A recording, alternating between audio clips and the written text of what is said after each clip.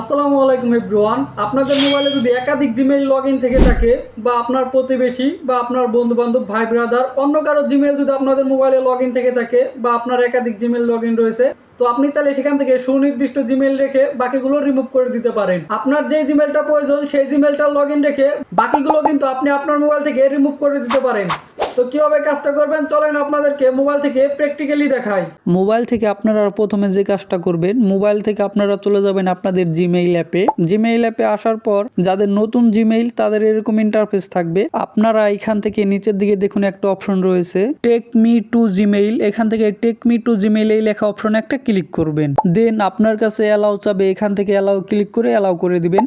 এরপর এরকম ইন্টারফেস আসবে, এখান থেকে ক্রসে ক্লিক করে কেটে দিবেন। কেটে দেওয়ার পর আপনাদের এরকম ইন্টারফেস থাকবে শুরু থেকেই, আর যাদের নতুন তাদের হচ্ছে ওরকম ইন্টারফেস থাকবে। এরপর অ্যালাউ দিলে এরকম ইন্টারফেস চলে আসবে। ওকে, এখন আপনাদেরকে বোঝানোর জন্য এখান থেকে আমি আমার জিমেইল প্রোফাইল আইকনে একটা ক্লিক করতেছি। ক্লিক করার পর এরকম ইন্টারফেস আসবে। এইখানে দেখুন আসমা নামে কিন্তু একটা জিমেইল এইখানে লগ ইন রয়েছে।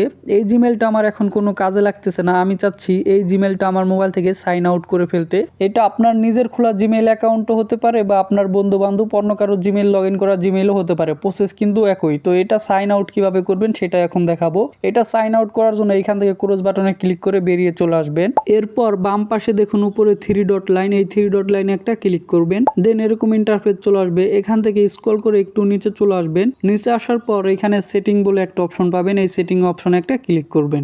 দেন এরকম একটা ইন্টারফেস আসবে। এইখানে ডান পাশে দেখুন উপরে 3 ডট লাইন, এই 3 ডট লাইনে একটা ক্লিক করবেন। এখন এইখান থেকে ম্যানেজ অ্যাকাউন্ট লেখা, এই ম্যানেজ অ্যাকাউন্ট লেখা অপশনে একটা ক্লিক করবেন। ক্লিক করার পর আপনার মোবাইলে এরকম একটা ইন্টারফেস চলে আসবে। এইখানে আপনার মোবাইলে যতগুলো জিমেইল লগ ইন রয়েছে সবগুলো জিমেইল শো করবে। তো আপনি আপনার মোবাইল থেকে যে জিমেইলটাকে সাইন আউট করে ফেলতে চাচ্ছেন সেই জিমেইলের উপরে একটা ক্লিক করবেন। তো আমি এইখান থেকে যে আসমা যে জিমেইলটা রয়েছে এই জিমেইলের উপরে একটা ক্লিক করতেছি। ক্লিক করার পর এরকম ইন্টারফেস আসবে।